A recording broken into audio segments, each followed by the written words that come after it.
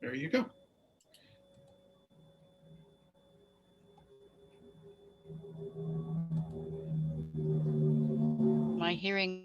Am I hearing music from Jackson yet?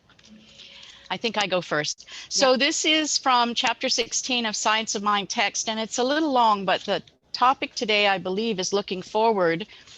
And one of the things that I love about this passage from Dr. Holmes is that it's reminding us that our future is going to depend on what we give our attention and our energy to. So I'd love to share this with you.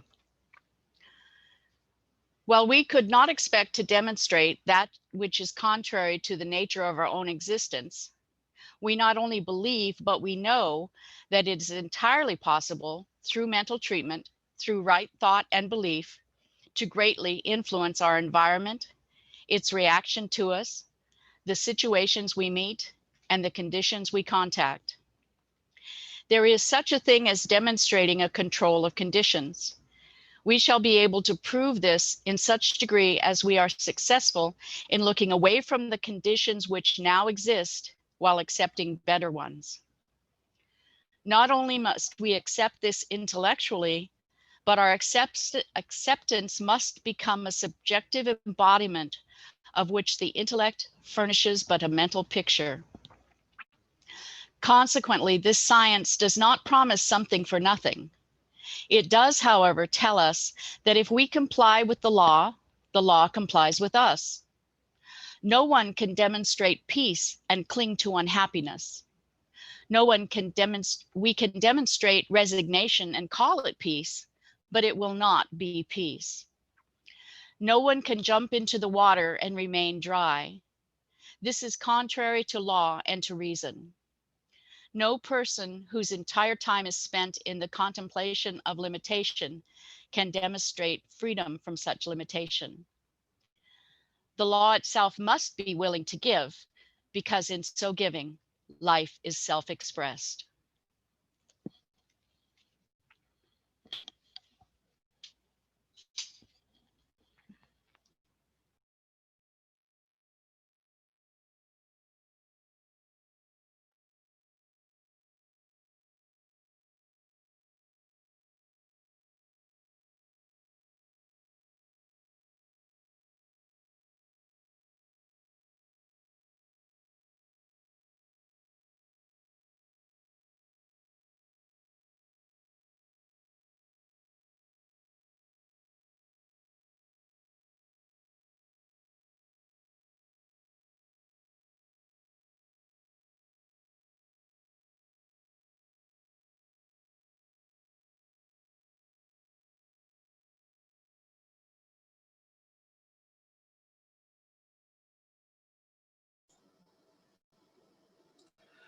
Our thoughts are prayers, and we are always praying. Our thoughts are prayers. Be careful what you're saying. Seek a higher consciousness, a place of peacefulness, and know that God is always there, and every thought becomes our prayer.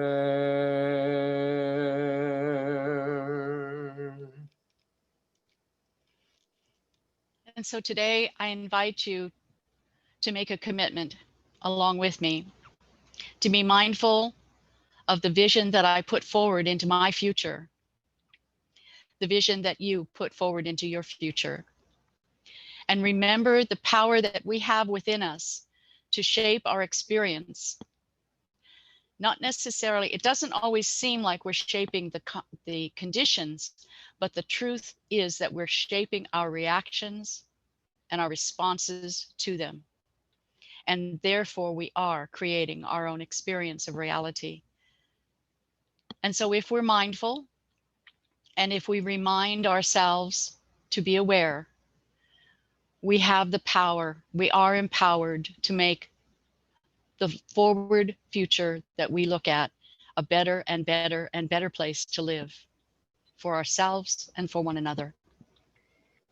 Knowing this is so, I bless it and call it good.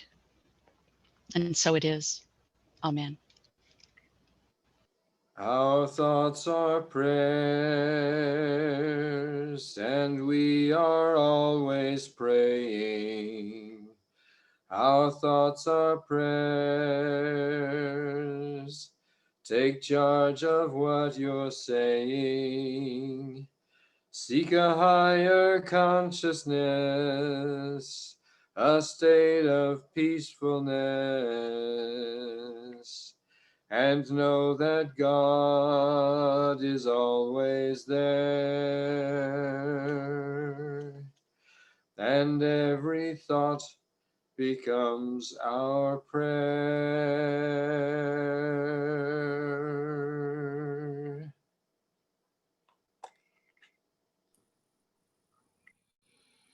Thank you, Pamela and Jackson.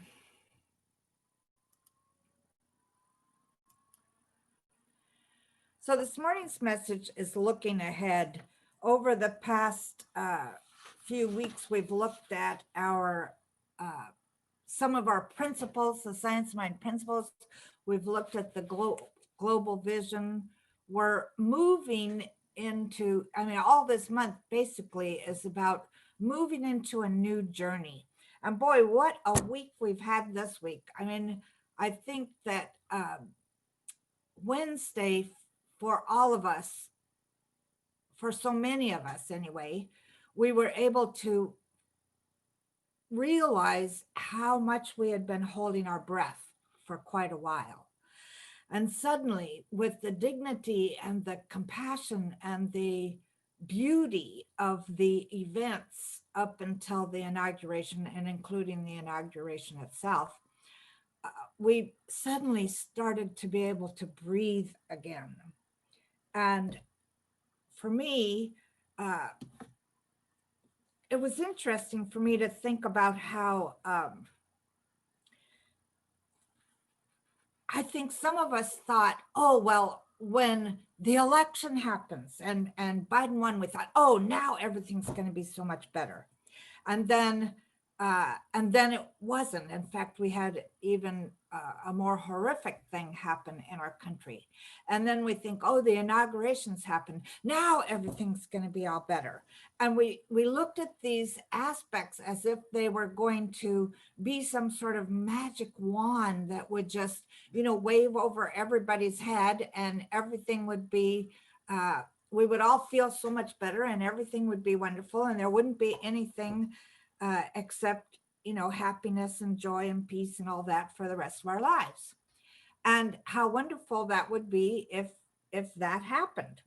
And yet, one of the things that I want to remind us, and Dr. Holmes said this himself. Well, first, let me go into this one. I almost forgot it. Isn't that funny? Having what at our principles? Having looked at our principles, it should say, and the science of the Center for Spiritual Living Vision, we're ready to plan out our journey and look to where it is that we want to go. So what possibilities lie beyond the horizon? And where are those growing edges in ourselves and in our church community and in our country and in our world? So it's time for us to set our intentions and begin the work of moving forward. Now, I know that many of us do that at the beginning of the year. We set our intentions. And I know I was talking to Susan about, we're going to have a budget committee meeting. And it's like, well, how do we know what to budget for? Everything is so uncertain. Are we going to be able to come back to the building in the middle of the year? Some people are saying not till fall. Everything is just sort of nebulous. And so how do you set intentions to move forward? Well, I think in the past, we used to set intentions as to, this is the year I'm going to have a magnificent love relationship, or this is the year I'm going to buy a new car, or this is the year I'm going to get a new job. I mean, we've sort of looked at it more materialistically. And so for me, I think that it's time for us to set our intentions as to what do we want to feel? What do you want to feel as this year moves forward? So think about that for a minute. Now, Dr. Holmes says that the spiral of life is upward. Evolution carries us forward, not backward. Eternal and progressive expansion is its law, and there are no breaks in its continuity. It seems to me that our evolution is the result of an unfolding consciousness of that which already is and needs but to be realized to become a fact of everyday life. This is in the Science Mind textbook. So our evolution, we're going to evolve regardless of whether we actually set intentions or not. I mean, this is the whole way nature works. And now it seems to me that you know, like I said before, we've looked at our principles, we've looked at our global vision, and now we're being called to widen the circle even greater than we've ever had before. It's, as I keep saying over and over again to myself, it's no longer about me, it's about we. And I love that idea of kindness and compassion and, you know, being there to help lift the helping hand, or to know in consciousness for each other that we're growing and growing well. So I looked at in this idea of that ever upward evolutionary spiral that he talks about, I found this diagram, this for a spiral. So he says it's motivated by thought, thorough enjoyment. And I thought, wow, that's great. You know, this ever upward evolutionary spiral is motivated by thorough enjoyment, leading to a rich, fulfilling, and meaningful life. Well, I like that idea a lot. And yet, as you know, for me, somebody said you could see my pointer. So if you're down here at the bottom of the spiral, this to me is when you're born into the world and you actually come in like a point of light. This is all in my humble opinion now. You come in as a point of light. And as soon as you get into this particular experience, you know, the doctor says, it's a boy or it's a girl or whatever the doctor says. And everything that is about you being a boy or a girl, all the collective beliefs are slapped onto you. And all the collective beliefs about what your parents feel, and all the collective beliefs about what the society that you live in feels or thinks. All of this is added onto you right when you come in as this point of light. And so then you start moving up the spiral, and you notice that every single ring gets wider and wider. And every single ring is all of this one: the growth, the meaning, the feelings, the growth, the feelings, the meaning, the growth, the feelings, the meaning. I mean, we go through experiences where we grow, we feel those feelings of that growth, we assign meaning to it, which then leads to more growth, etc., all the way up. Now, sometimes we have something that happens to us that causes what John Bradshaw called a core wound. So let's say, you know, if this is like the second year of my life, when I was 2.5, I got taken away from my mother and adopted by another family, which wasn't a pleasant experience. So a core wound started there. And so that core wound stays all the way through these spirals until I heal it. So my feeling is that with, you know, most of the times when you have a core wound like that, instead of allowing ourselves to feel it and move through it, we stifle the feelings. And we carry those feelings with us. And so every year around that time, maybe I got a cold or something that bumped up against that core wound. And you notice these rings, as you go up the spiral, there seems to be a point where you sort of go it and you slide around, and then you have to put the pedal to the metal to get up to the next one. And to me, this is where all of our growth is. And so it just keeps expanding and expanding. And he says down at the bottom here, with every turn of the cycle, you become more willing to feel and increase in feeling awareness. And I think this is something that is important for us. For a long time, when I first got into religious science, it was more about mental science. It was more about manifesting things. And granted, I do this with first-year students as well. I help them, I teach them how to manifest the material, because once you realize that you can manifest the material, you realize you can manifest other things as well. Dr. Holmes said not long before he died that if he had been able to change the theme of religious science, instead of just being the science of mind, it would have been the science of mind and the religion of the heart. And I thought, wow, that is so powerful. That means not only knowing that there is a power within us that we can use with our minds, but we're also open to feeling what there is to feel and moving through those feelings so we can keep increasing in awareness. So here's my ideas for moving along the spiral. And this is the collective spiral as well as the individual spiral. First of all, we have to remember that it does start with each one of us. As much as I say we're going from me to we, it still starts with me. I have to be the one to open up. I have to be the one to pay attention to life itself. And I found this wonderful piece in a book called Can We Talk to God? And he called it an embodied description of spirit.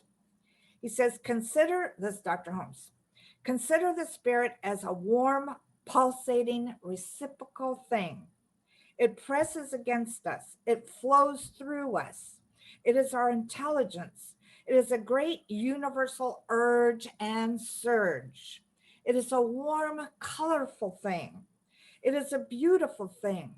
Know that there is something more than law, an intelligence to which we may come for inspiration, for guidance, for direction, a power responding to us, a presence pressing against us, an animation flowing through us, a light within us. And so if we remember that we came in as a pure point of light, and then we got all these collective beliefs added to us, and this was in, oh, never mind, I can't remember. This was in a book I read. If we've accepted all these collective beliefs, it seems like as we're moving up our spiral, it's important for us to look at each of those beliefs that we've embodied and see whether they fit us. Do they actually work for us, or are they part of the collective consciousness that, isn't a part that we have to pay attention to? So in doing this, to me, we need to get, when we remember that it starts with each one of us, the first thing we have to do as we're intentionally moving up this evolutionary spiral, and by our intentionally doing it, helping everybody else do it, is remembering who we are. We're God. That's it. We're God. We're this unnameable thing. I mean, I use the word God, but it really doesn't, it's not a person. In fact, I've played with many acronyms for the word God over the years. And the one I like the best is grand overall design. It's like there's this grand overall design that we get to fit ourselves into, that we get to play with, that we get to create what it is that we want our lives to look at and what when I say we get to, I'm saying that the spirit in us is moving through us, giving us ideas, helping us create this life that we want to create. So it absolutely starts with us. The next thing I thought of is, as we're moving up the spiral, is that sometimes we get so spiritual that we're no earthly good. And so we have to pay attention to the wisdom of our bodies. Our bodies. Well, I found this piece from a book called Somatic Coaching. It's by Richard Strozzi Heckler. He says, when we connect with the core energy of the body, we contact a vast reservoir of wisdom, compassion, and intelligence that we have neglected. Over 3 billion years of embodied knowledge of survival, adapting, social intelligence, coordinating, intuition, and reciprocity lie largely unused in us. If we learn to listen to this life energy and to act from it, there is much it can teach us about living spiritual values while our feet are firmly on the ground. This intelligence affirms the truth of our interdependence, our interconnectedness, and a power that lies beyond the self.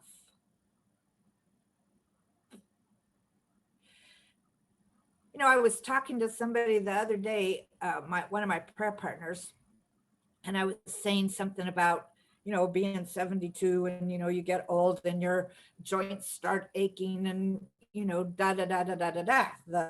the old collective consciousness beliefs.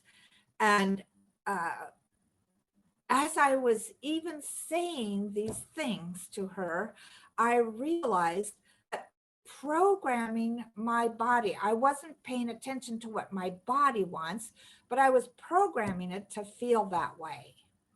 When my body says, why don't you get up and go for a walk? And I go, oh, I just have to finish this thing on the computer. Or I want to finish watching this TV show, or whatever it might be. Or the body says, I'd like to have a great big salad today. And I think, oh, I really want to go to Stars and have a juicy hamburger and onion rings. Or, it's like we mentally choose things we want without listening to the body. We're out of touch with our body. So it's limiting our capacity to learn and evolve. These bodies, what does he say? Over 3 billion years of embodied survival. Our bodies know what they need. And so we have to pay attention to them.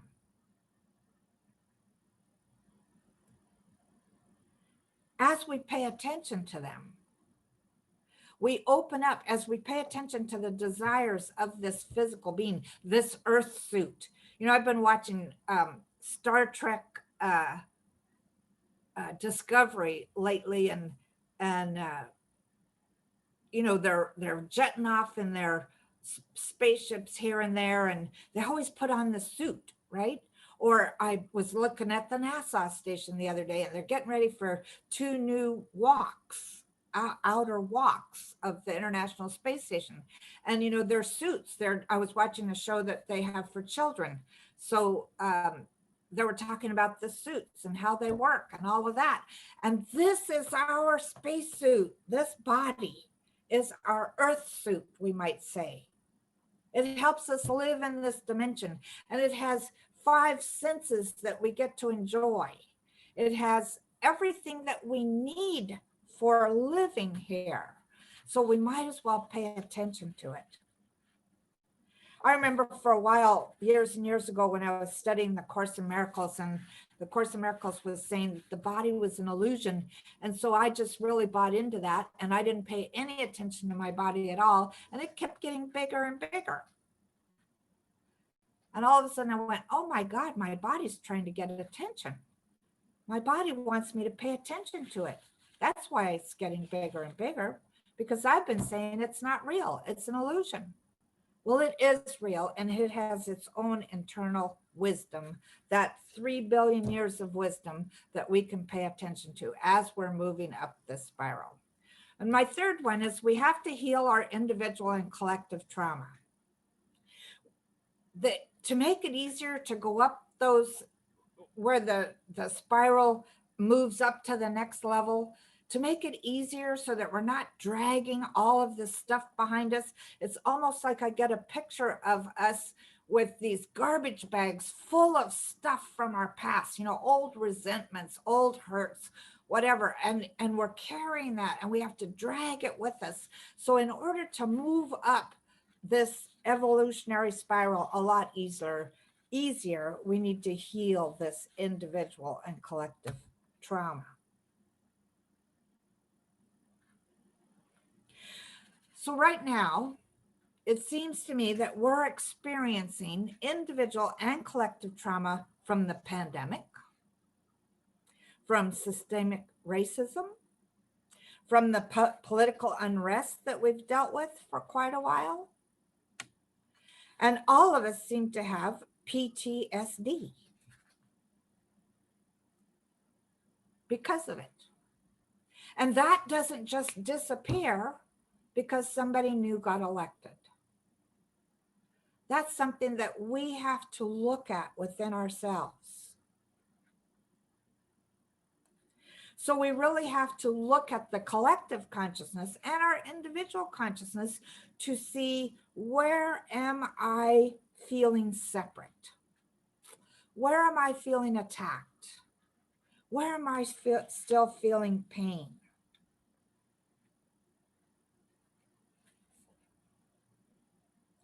And this trauma has been around for a really long time.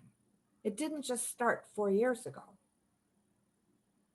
In fact, what happened 4 years ago was that somebody ripped up the carpet and all of the things that needed to be healed became revealed.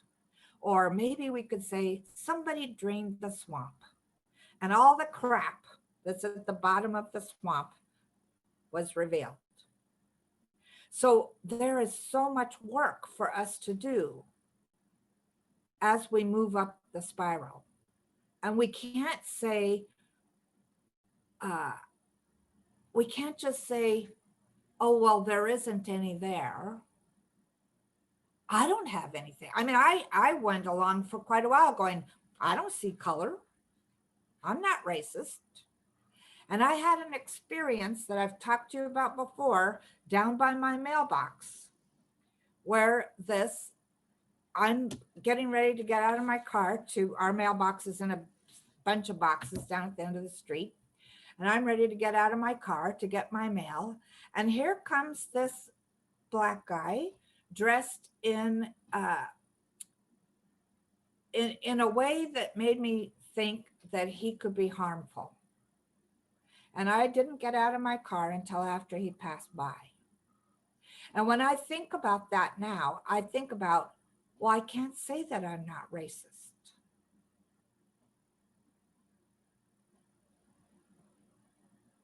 There's a couple other stories that I've told you too, that where I've realized where I had that in me as part of the collective consciousness or as part of my upbringing, and that it's time for me to let that go, that trauma being passed down to me.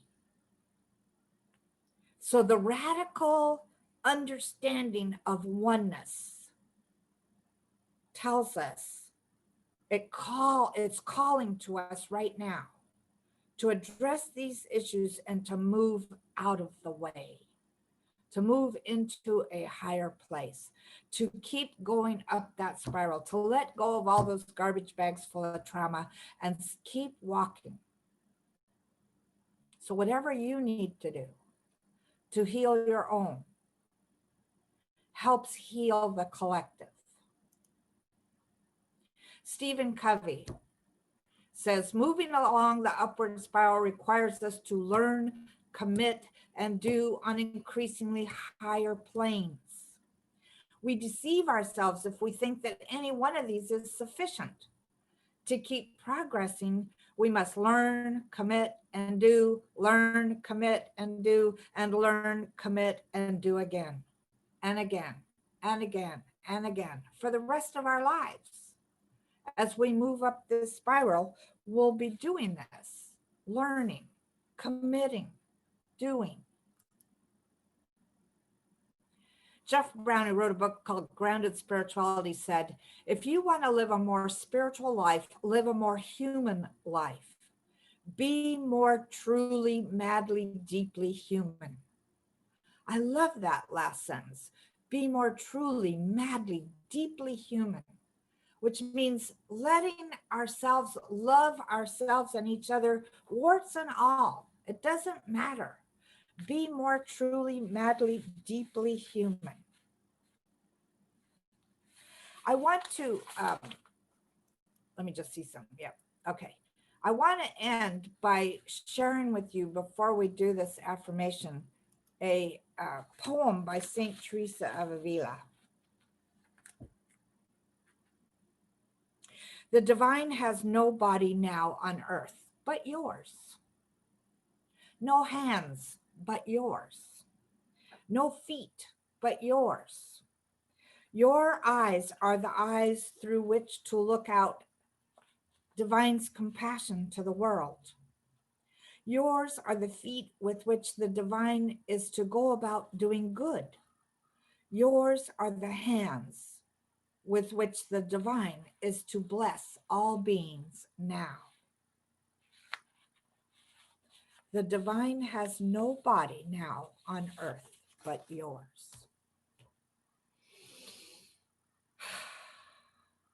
So I'm going to know for us that as we move forward, as we look ahead, we allow ourselves to look ahead and see ourselves as living that thing that Jeff said, be more truly, madly, deeply human, and experiencing it all.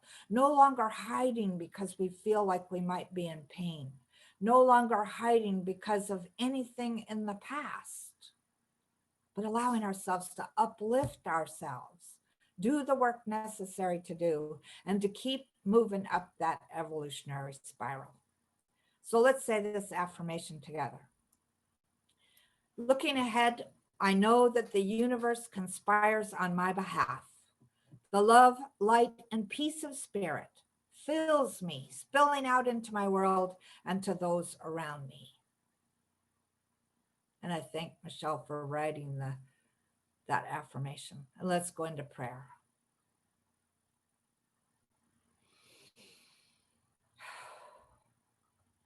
Gratefully, I remembered there is only one life. That life is God's life. That life is actually perfect. And that life is the life that I am living right now.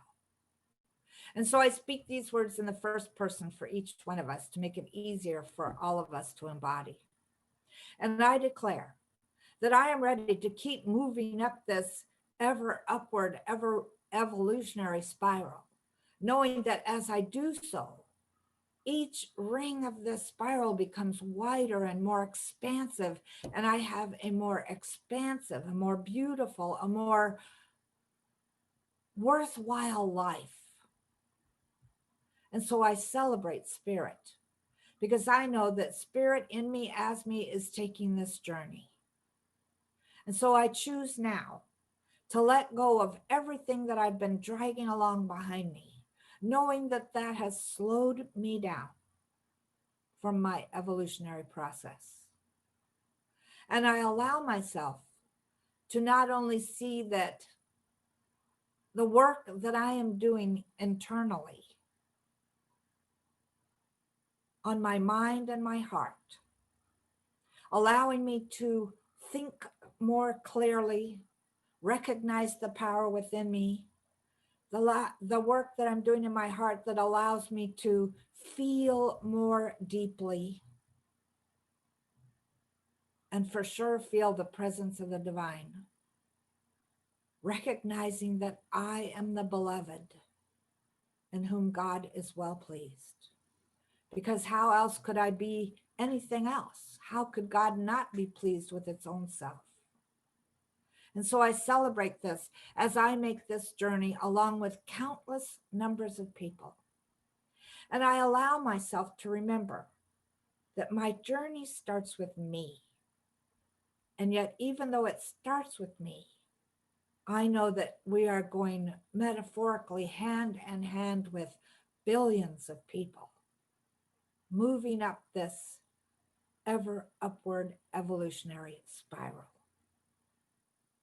And I know that we pay more attention to our bodies, these wonderful earth suits that we have to experience all the delights of living as human beings. We no longer ignore them in any way whatsoever. And in return, they flourish for us. They become more healthy. Every cell and atom of our body begins to dance a happy dance, a healthy dance. And this is a good thing. Our relationships become more healthy. Our finances become more healthy. The way we creatively use our self in the world becomes more healthy. And this is good, very good. So I know for each one of us that as we acknowledge our place on this spiral, we see ourselves on all levels because we are all one. And we allow ourselves to be the ones that are helped up and the ones that help others up. And how good this is. There is within us a deep well of compassion, of love, of kindness, of peace. And this is what we manifest out in our world from this point on. I know for each one of us that we've gotten something to take with us for our evolutionary journey this week. And so we celebrate that with a grateful heart. Gratitude, being that way that we can touch all the edges of the universe. Knowing that the more grateful we are, the more the universe rushes in to create even more things for us to be grateful for. And so we celebrate with grateful hearts the releasing of this word into the law, knowing it is already done, and so it is.